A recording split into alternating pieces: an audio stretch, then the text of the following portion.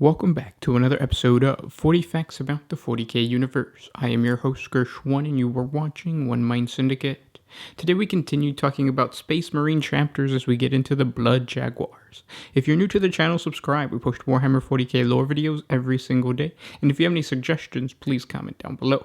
Now this is a fan-made chapter. It's one of my favorite fan-made chapters, probably because the aesthetic of the Blood Jaguars comes from an area where we're from, so it's awesome to talk about it and read the lore that connects to that heritage.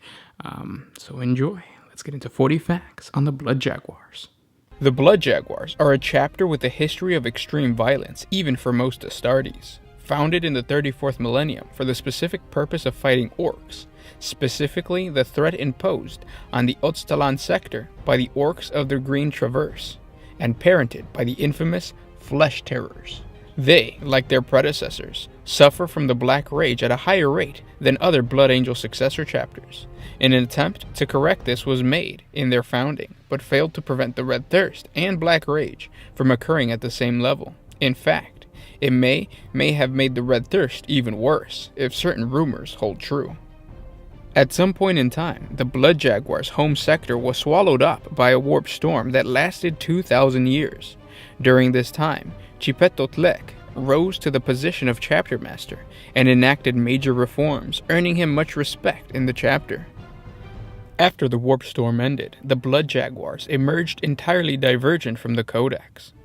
Gone were the Devastator squads, and in came chain-bladed bolters, scout squads ripping orcs apart in a frenzied close combat, and a death company whose acts of terror often inspired suicide in their enemies. Suspected of worshipping corn on multiple occasions, though never found tainted, the Blood Jaguars have a rocky relationship with the rest of the Adeptus Astartes and Inquisition. Despite this, the chapter still sends brothers to the Death Watch, though the eye of suspicion never leaves them. The Blood Jaguars' homeworld, Tenochtitlan, is a jungle hive world, notorious for its massive feline predators and large avian carnivores. Recruits are trained in the harsh jungle, expected to fight and kill predators with little more than stone knives they craft themselves, and carry with them for the rest of their time they're in the chapter. Harsh survival and combat trials are favored over years of disciplined apprenticeship to ensure that every Blood Jaguar will be able to adapt if separated from a group, as often happens in the dense jungles of Tenochtitlan. A strong emphasis on self-sufficiency, coupled with relentless drills, forms an instinctive awareness of battlefield movements, momentum, and finding weakness in the enemies. Indeed, particularly zealous Jaguars sometimes sacrifice themselves in displays of individual courage and bloodthirst, in order to sow terror into the hearts of their opponent, creating a panic and disorder where there previously were none. Unlike the majority of Space Marines, Blood Jaguars truly believe in the God Emperor, worshipping him in their own strange way as the Sun Emperor. He is the light that guides, the light that protects, and they raise up blood-stained hands clutching hearts in his name. Though their path of worship is pagan in nature, the ecclesiarchy sees this form of worship as yet another demonstration of worship to the God Emperor. The Blood Jaguars' battle cry is "Sacrifice brings salvation." Their power armor is black and orange with gold trims, and their chapter's sigil is a jaguar head with a blood drop for a tongue on a golden sun. Those who wish to become Blood Jaguars seek out such a thing on their own. They set out into the jungles that cover much of the planet, and must locate one of the dozens of stone pyramids that tell of the chapter's exploits, which must be done in a process known as the climb to the sun. Those that complete the climb are then approached by the Blood Jaguars, who send them through a series of trials designed to test their faith, willpower, and physical fortitude. Called the Dark Road Under the Sun, these trials are grueling.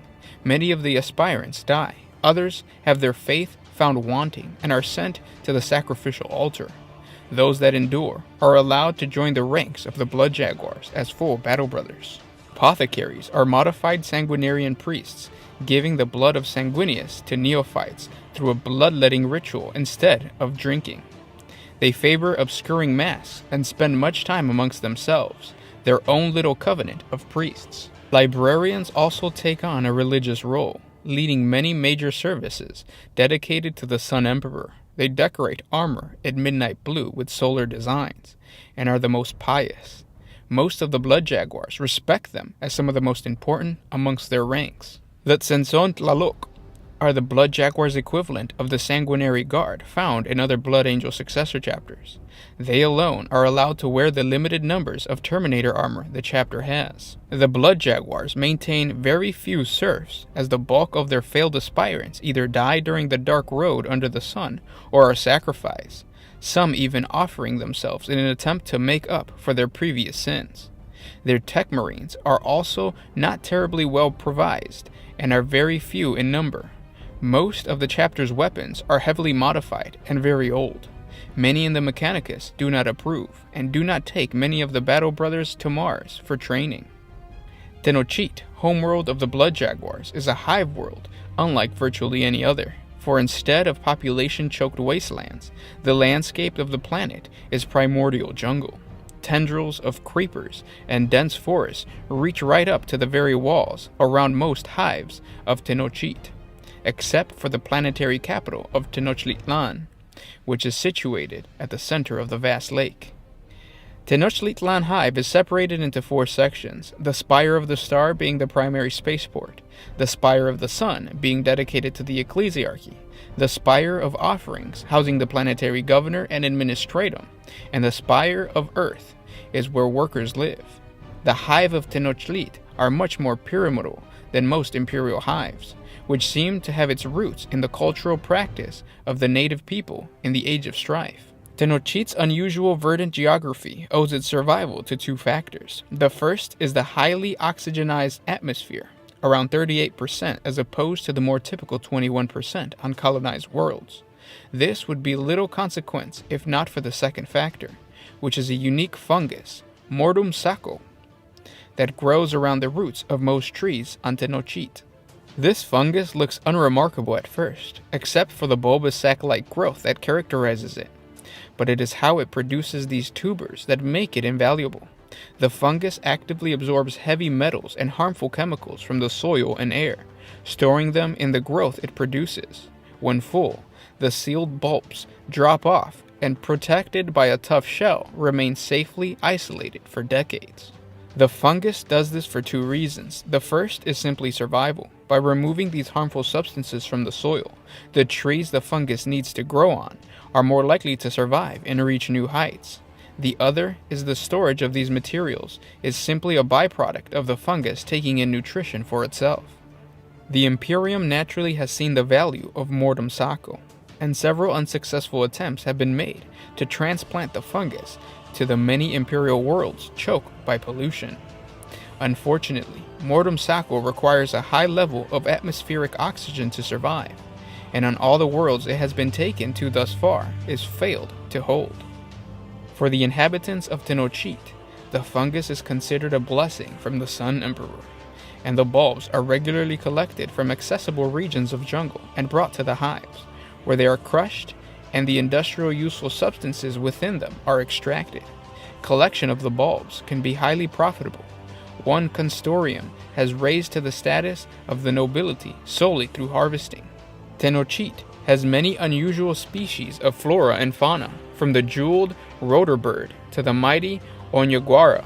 The Onyaguara is a solitary, opportunistic, stalking and ambush predator at the top of the Tenochtitlan food chain, the animal most commonly associated with the Blood Jaguars. A compact and well-muscled animal, well adapted to the jungles, the Onyaguara is an opportunistic hunter, and its diet encompasses at least 87 species, including unfortunate aspirants who happen to be too close to the hungry Onyaguara. An aspirant who succeeds in escaping one is seen as marked by the Sun Emperor for great things. The Onyaguara has long been a symbol of power and strength to the nobles of Tenochtitlan. The fortress monastery of the Blood Jaguar sits atop the ruined hive city of Chelok, deep in the untamed jungles of Tenochtitlan. Formerly the hive governor's palace, the monastery is known by its local name of Tehuantepec, which loosely translates in Low Gothic as the Hill of the Wild Animals. Another translation, however, is the Hill of Demons, and given the history of the Hive, this is quite fitting. The palace is situated on the site of the Blood Jaguars' greatest victory, the defeat of the demon incursion led by the demon prince of Khorne, Cortez. In the ruins of the governor's mansion, the titanic warp spawn fought in a single combat with Totlek, chapter master of the Blood Jaguars, while his battle brothers engaged the demon forces. Cornered with no lines of retreat, every Blood Jaguar fought with unbridled ferociousness, but it was Totlek who showed the greatest savagery. Though the chapter master's skin was flayed from his body, he pressed on, and in one final move drove his barbed power fist deep into the demon's chest and pulled out its still beating heart. With the death of their general, the warp storm shuddered, and the remaining demons fled into the immaterium, leaving the Blood Jaguar standing amidst utter destruction. Their master finally collapsed from his wounds, but it was interned in the holy sarcophagus of a dreadnought, where he still resides. At the center of the monastery sits the chapter's most prized relic, the heart of Cortez, still held firm by the gauntlet that plucked it from the demon's body. A stasis field prevents the heart from being reclaimed by the warp, and it is said that if ever it beats once more, Cortez has been reborn, and the chapter will stop at nothing to hunt down and destroy the beast again. On the walls that once held paintings and priceless trinkets, stone carvings tell the story of Totlek's duel and the Battle of the Hive, along with the history of the chapter. Where once the Lord's throne sat, a great altar has been erected, and it is here that the heretics and demons are sacrificed to the Sun Emperor. Every year, many youths travel to attempt to climb the Pyramid of the Gods, to be chosen to become a Blood Jaguar. Both boys and girls set off, but only boys arrive at the pyramid for the rite of ascension.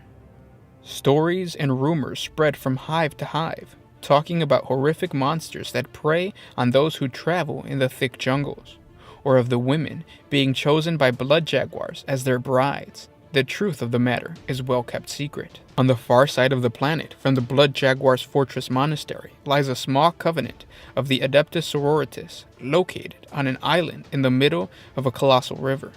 They are members of the Order of the Martyred Heart, an offshoot of the Order of the Valorous Heart.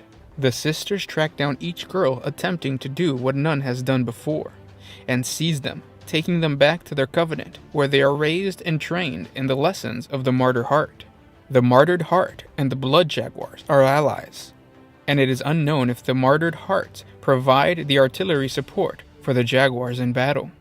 The Martyred Heart are also unique in having small stockpiles of the incredibly rare Voltaic weapons, dating back to the Great Crusade itself. These weapons are seen as symbols of the Sun Emperor's divine judgment, and are both weapons and holy relics to the sisters. Tenochtitlan's peaceful history was shattered in the year 427 of the 35th millennium, when a warp storm engulfed the planet's star systems, isolating its inhabitants from the Imperium. When the storm commenced, the stars went dark, and the sun's light dimmed. Given the sun holds deep significance to the people of Tenochtitlan, as they have believed to be the presence of the God Emperor, there was mass panic. Thousands were sacrificed on the sacred altar to appease the angry gods, but they remained silent. Tenochtitlan remained in perpetual dusk, the wan rays of the sun only barely able to maintain life. Catastrophic famine was all but certain if order failed. Acres of jungle were cleared for agriculture, and vast number of citizens went forth into the wilderness to find food.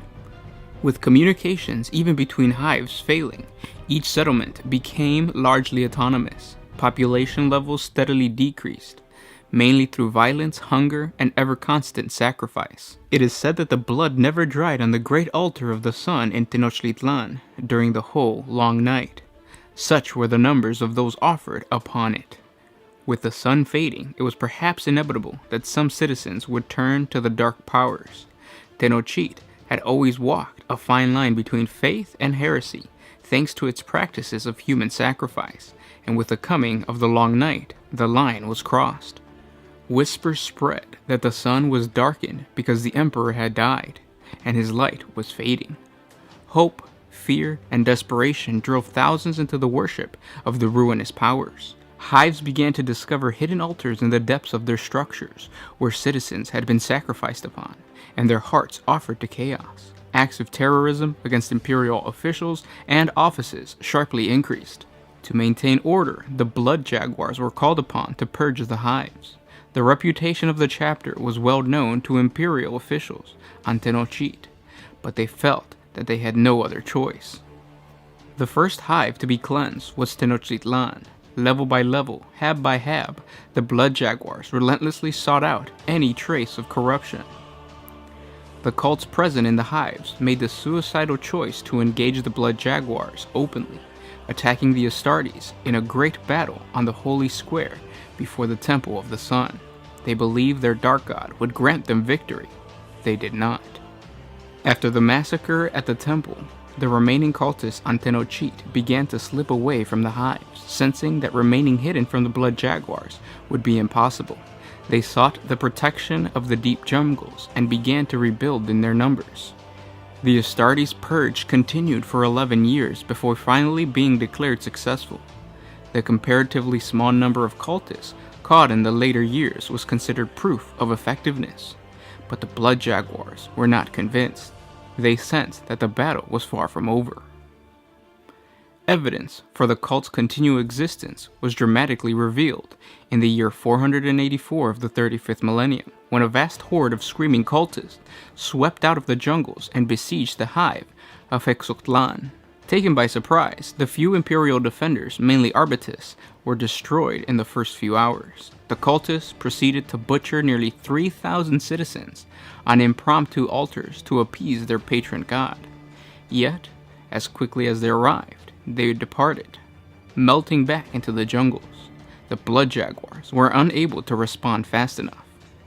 Time and time again, the cultists followed this pattern. Small groups would instill terror by snatching captives from farms or outposts, while larger groups raided settlements and even hives. The Blood Jaguars seemed powerless to stop this method of attack. Their numbers were too few and their communication lines severed due to the warp storm. Punitive raids into the jungles netted few cultists, as the Astartes formations were too obvious. The Codex Astartes called for stronger defenses and surgical strikes to defeat their type of attack, but neither option was viable. New tactics were called for. Captain Chipetotec of the 3rd Company was the first to suggest new methods. He argued for turning the terror tactics of the cultists against them. Instead of combat assaults, individual brothers would be trained to operate independently, using the jungle as cover and sowing terror and destruction in the heart of their enemies. In the dense jungles, long-range weaponry would be useless, so the Blood Jaguars should focus their training on hand-to-hand combat. Totec faced great resistance from within the chapter, but the captain was given permission to follow these new tactics. Results at this point were more important than doctrines. Captain Totec's idea bore fruit.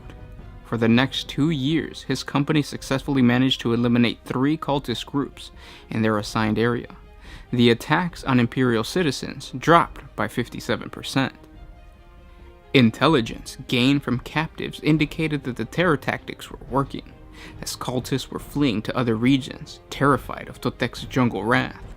Following his success, other Blood Jaguar companies began to follow his doctrines, but it was only after the catastrophic Battle of the Monastery that they were adopted in a large scale. Realizing that the Blood Jaguars were proving to be far more troublesome than originally thought, cult leaders planned to go after the source, and planned a mass assault on the Blood Jaguars' fortress monastery. 5 separate cults, each dedicated to one of the major chaos gods, came together for the attack. The Blood Jaguars presented at the monastery included the chapter master, the whole of the 4th Company, and the majority of the company's vehicles and tech marines.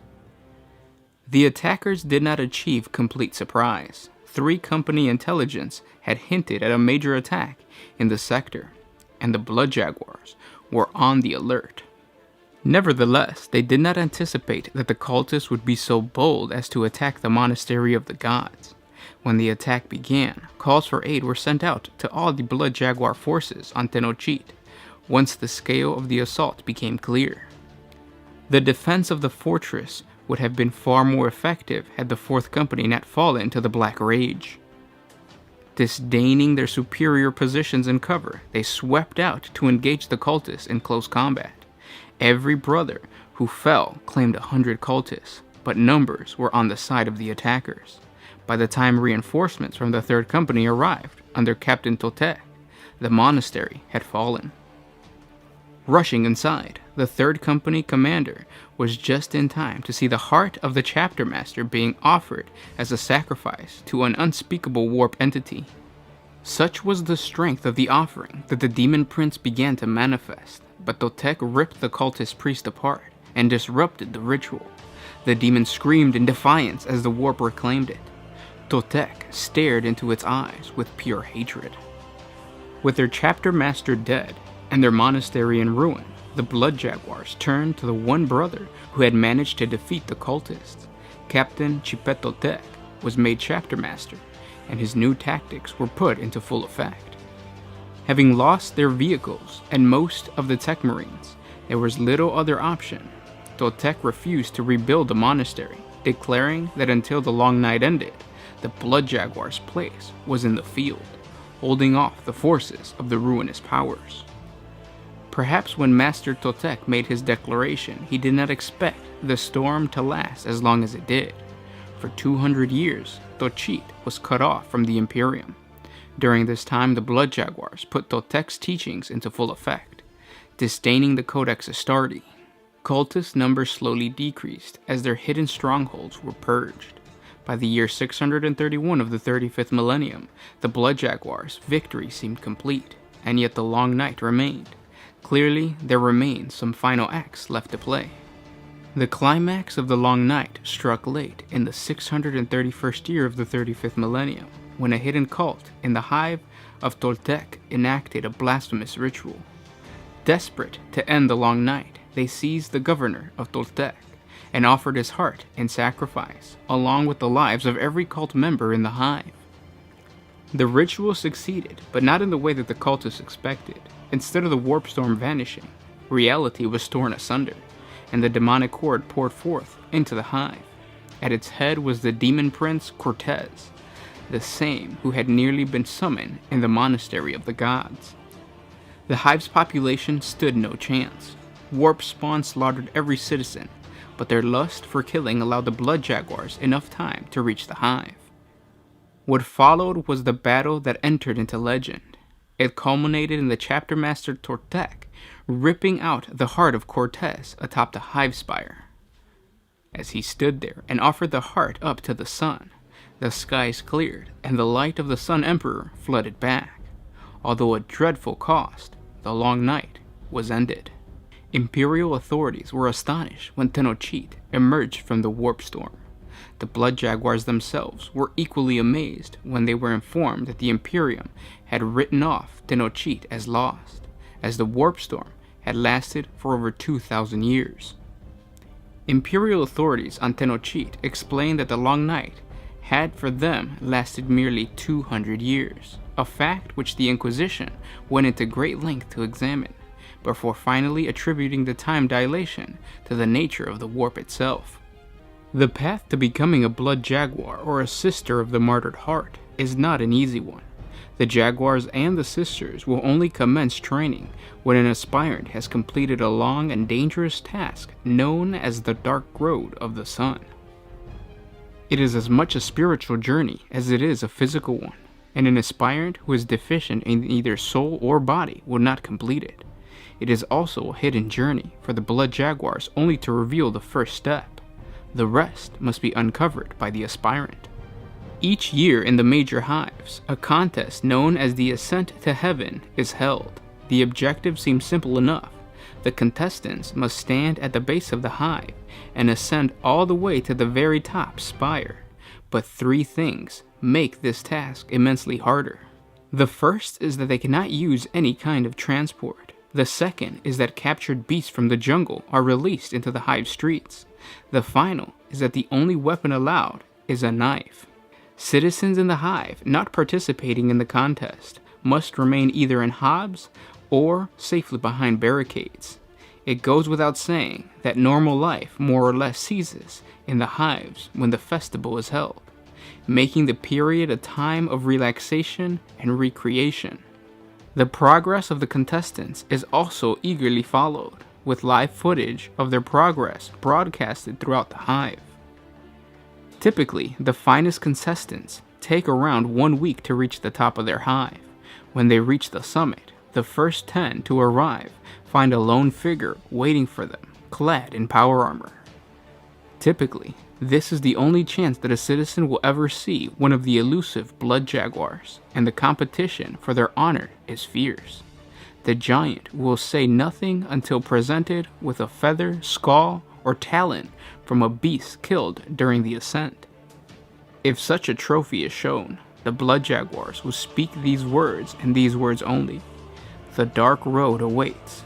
You must walk it until you reach the sun. Your first step has been taken.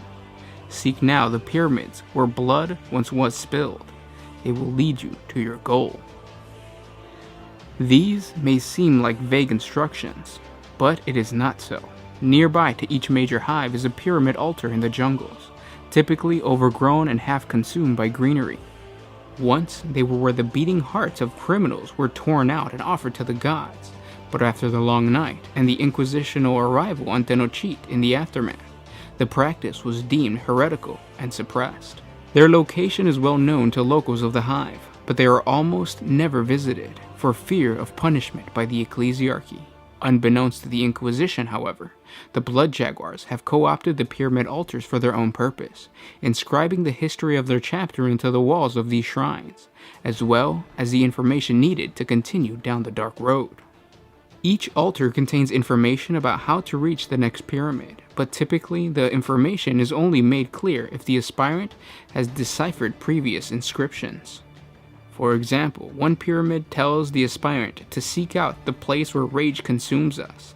These directions are useless without the knowledge that it was the Monastery of the Gods that the Fourth Company succumbed to the Black Rage and were wiped out during the Long Night, and the location of the monastery, both of which are inscribed on previous pyramids.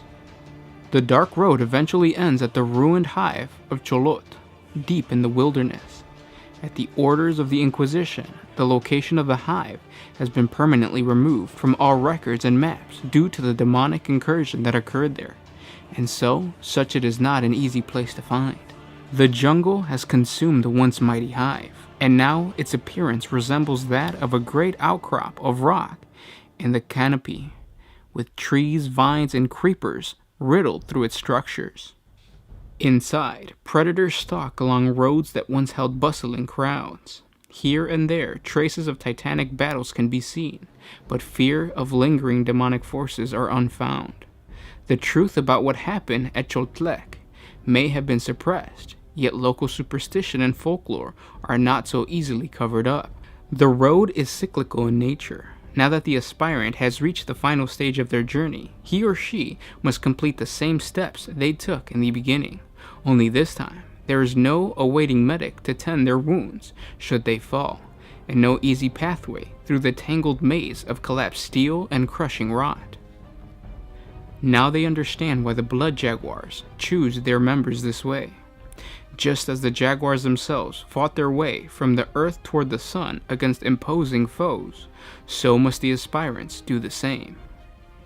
If they reach the top, they will emerge from darkness into the light, just as Tenochtitlan did when Cortés was slain, and awaiting for them will be two figures. One will be recognized as a blood jaguar, but the other may be a mystery. Clad in power armor of a different kind, the figure is clearly female. She is a member of the Adeptus Sororitas, of the Order of the Martyred Heart, and she will take any female who has walked the dark road with her instead. The Order considers knowledge of the Blood Jaguar's history to be vital to understanding Tenochtitlan, and why the Order is important, and the process will have weeded out those lacking in faith. But first, aspirants of either sex face questions. Their knowledge of the inscriptions they have read will be tested, and if they are found lacking, they have failed. They may walk the path once more to gain its knowledge and try again. If they pass the test of knowledge, the test of faith follows. Aspirants must offer a bulb of mortem sacco, which is then cracked open. Inside, most of the putrid chemicals and metals that the fungus has leached out of the soil are mixed with a psychotropic compound by the librarian. Each aspirant must then breathe the fumes in deeply. In their minds, they are transported to the past. They see the skies darken, the screaming mobs tearing their flesh in the streets of the hives. They see the altars running red with blood. But for each heart that is offered, the heavens grow darker. They see the forces of the great enemy emerging from the jungles and the desperate battle against them. They see the battle of the Monastery, where the Black Rage cost the chapter its master. Finally, they are placed in the hive of Choltlek on the day that Cortez manifested. Male aspirants see themselves clad in armor of the Blood Jaguars, females of the Sororitas. They must fight the battle as their forebears did, and this is no mock battle either. If you are slain in the dream, the best you can hope for is to wake up and find you have failed the test. It is not unheard of aspirants to go insane from what they see and experience. When Cortez is slain, the long night ended, the dream ends, and the aspirants must face one final challenge, the test of strength. The dregs of poison in the mortem sarcopods they carried up to the hive are ingested. This represents the battle against corruption that any blood jaguar or sororitas must face. The industrial sludge and metal will kill the weak, just as corruption will. Some fail at this final step. They will be revived and purged of the toxin and allowed to walk the path once more. Strength can take time to gain. Perhaps with another journey, such strength can be found.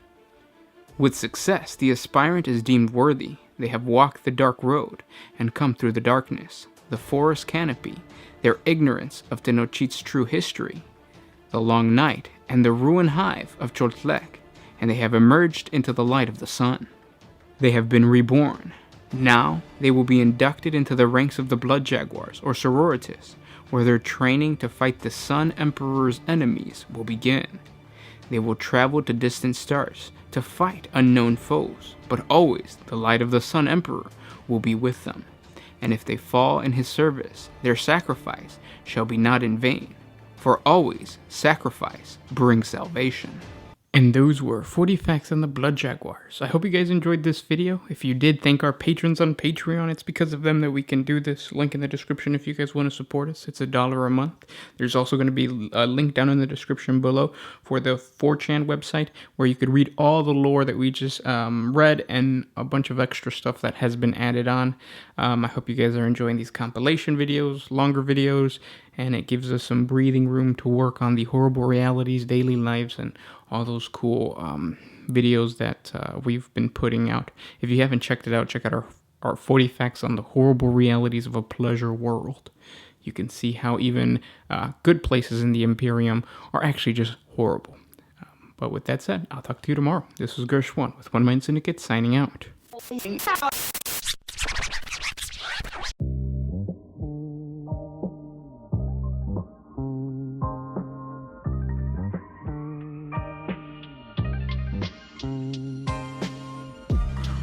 I did the